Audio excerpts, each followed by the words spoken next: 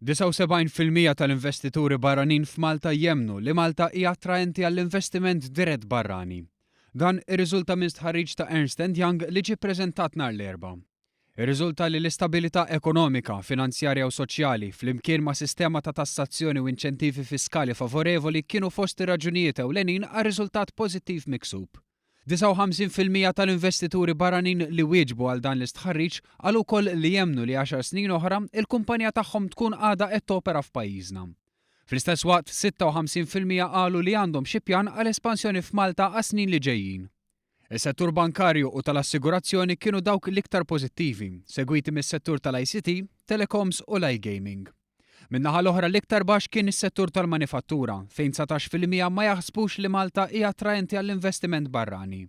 Ħafna minn dawk li wieġbu għas-servej lisnu ottimizmu u enfasizzaw li l-amministrazzjoni preżenti hija business friendly b'kontinwità u konsistenza f'numru ta' policies.